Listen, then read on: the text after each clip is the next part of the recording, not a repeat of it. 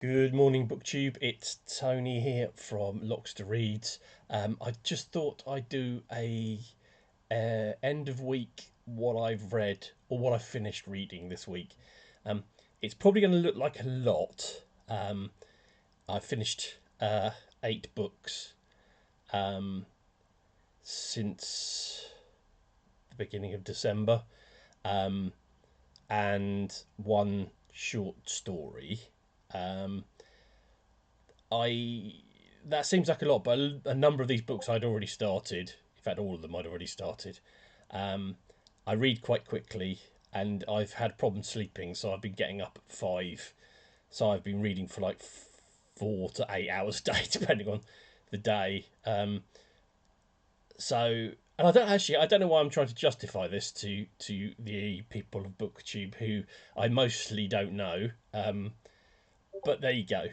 Perhaps there's an awkwardness to this that I had previously realised. I'd also sort of suddenly realised as well that a couple of videos ago I jokingly said that I had an existential crisis about what my reading, um, uh, and what it was worth and what it was for. And I just think now, what was I worrying about? I was been watching some people doing videos about sort of how to read more, how to read better, how to read more broadly. And I've said I'd like to read more broadly, but fundamentally, what what's wrong with how I'm reading now?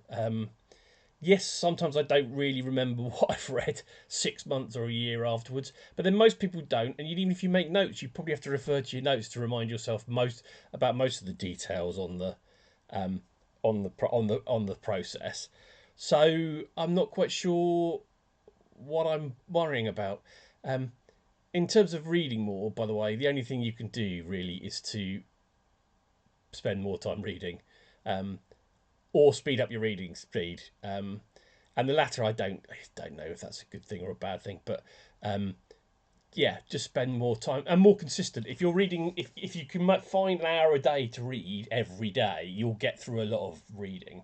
And if you can add an extra 15 minutes, an extra 20 minutes, an extra hour, but you can consistently do that, then you'll always end up reading quite a lot.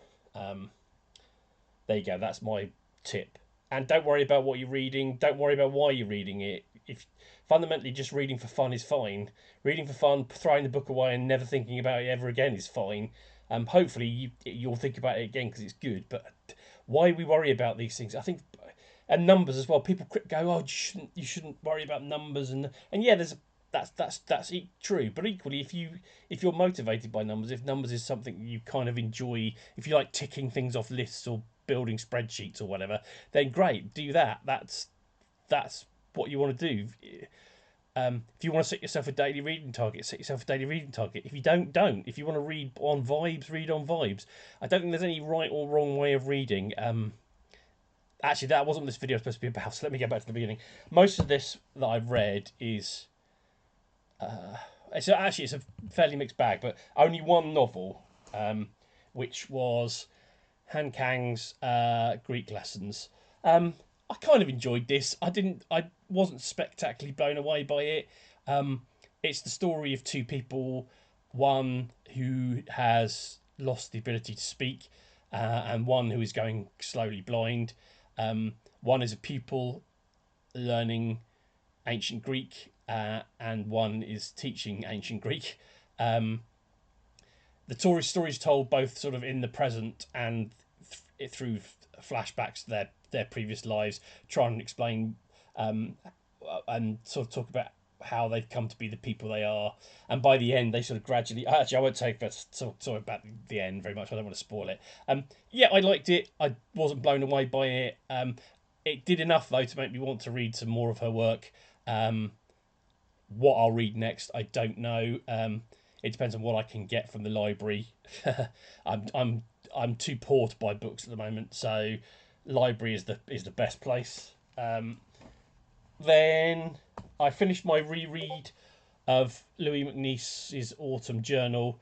This is a long poem written in 1938, 39. Uh, it's both a love poem, a life poem, and a poem about the impending war. It's beautifully written. I really recommend if you. I don't know how much poetry reading goes on BookTube, But I really think you'll get a lot out of this if you read it. It's so good, well written. I underlined so much this time round. This was a reread. But yeah, I can't recommend it enough. Some beautiful writing. So yeah, Autumn Journal, Louis MacNeice. Then I read fictions by Jorge Louis Borges. I keep mispronouncing his name. I keep getting annoyed at the fact that I'm mispronouncing his name. Can't help it at the moment. Well, I can help it. It's bad practice, and I'll stop doing it. This is a collection of short stories. I'm not going to say a lot about this because this is the book that my reading group is reading, so I'm going to save discussing it in detail until I've talked to them. Suffice it to say, I enjoyed it a lot. It's very odd, but I like the oddity, and I can see why it's influential. It made me reread the little section on Borges in Clive James's Cultural Amnesia, a book I highly recommend, by the way. But yeah, enjoyed this. Waiting to discuss it with my reading group before I say any more. Then, there's two books that I read on Kindle, so I'm going to have no covers to talk about them, but I'll get to them last. Material World by Ed Conway. This is great. If you want to understand at least a fair chunk of how the modern world is like it is, you should read this book. It talks about the sort of the main materials used in the world at the present time and how they have created the modern world. So he talks about it's I think it's 6, sand, salt, iron, copper, oil, and lithium. It talks about the history of those things, how they and what they are used in the modern world. I've never realised quite how much both sand and salt are used in so many different things. Also, oil. You don't realise quite how much oil is. It's not just the burning of it that matters. It's what it's used, the side products that come from it, and how the modern world is. We couldn't survive without it at this point. The other thing, it does talk about climate change and the impact that all these things, the extraction and use of all these things has on climate change. But it's also quite a positive. It's quite an optimistic book. It kind of points out that often when we've been in a position where this thing won't work or we're in trouble, we've come up with the solutions and we've come up with different ways of dealing with things, and how technology improves a lot, like how difficult extraction is, and the costs, reduction of costs, reduction of labour.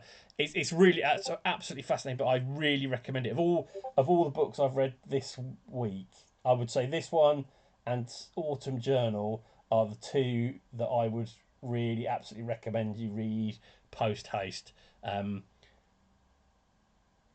So really recommended.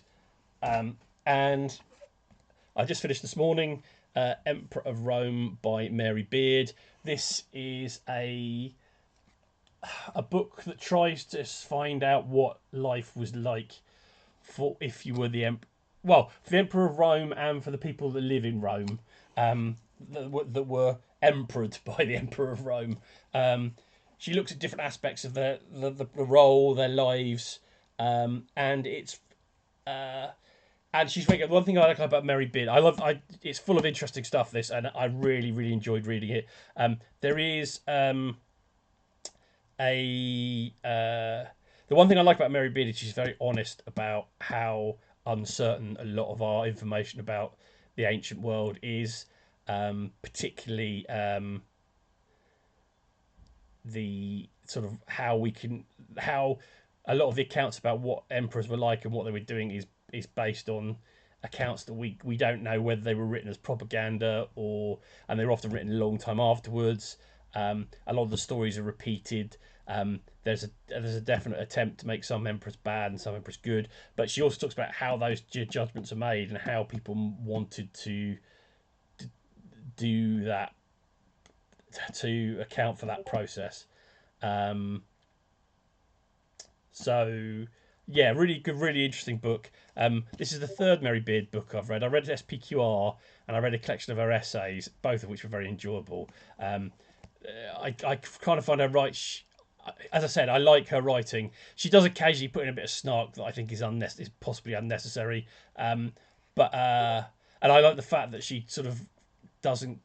She sort of unbros Meditations by Marcus Aurelius by calling it jottings to himself as opposed to meditations. Um,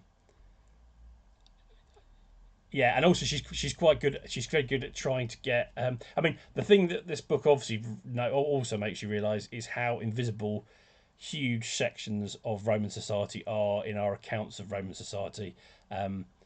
Slaves and ordinary Romans. They're not totally visible, but they are. You don't know much about who they, what their motivations are, what they thought of things, because a lot of things that survive are obviously very official, and slaves didn't write, or most, as far as I know, slaves didn't write accounts of their lives. Although you can find some useful information, as Mary Beard points out, on tombstones that survive.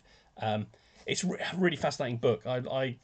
Yeah, um, I don't think about ancient Rome every day, but I finished this, so I have done.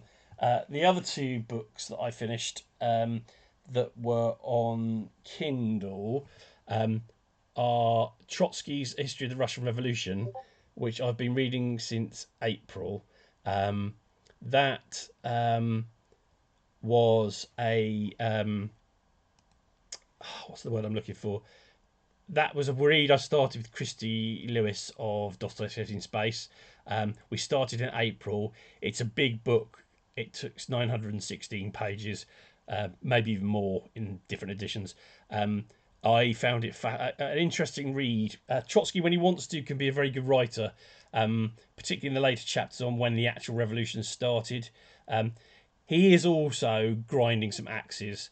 He says in his introduction that he's trying to make it historic, make himself like a proper historian, like do things properly. But he is a Marxist, so there is that, which influences how he sees history.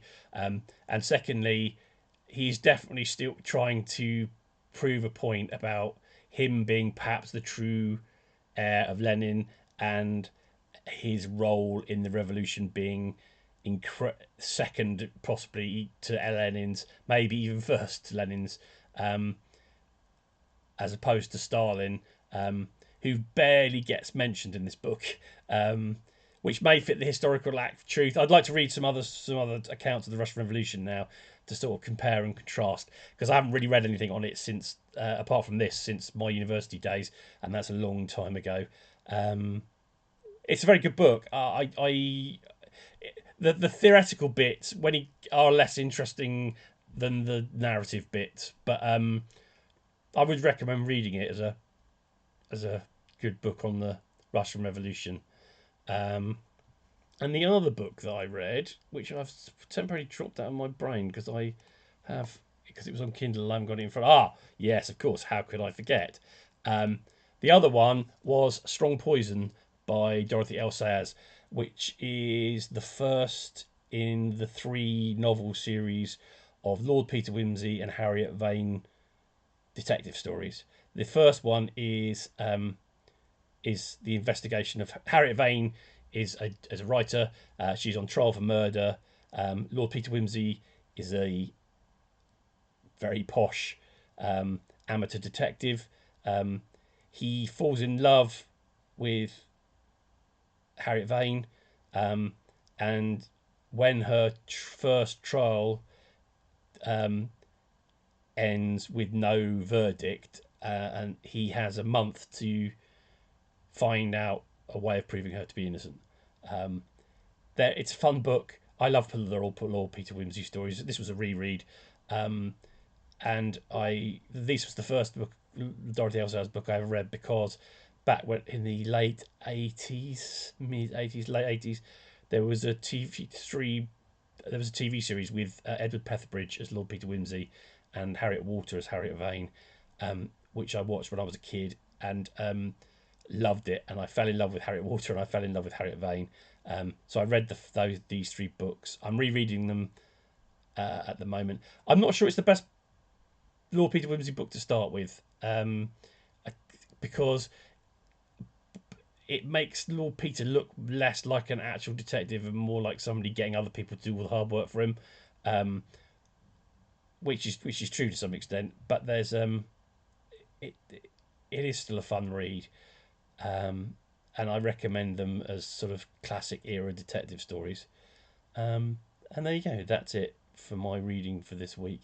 As I said, it looks like a lot, but circumstances dictate that actually it isn't quite as much as it looks.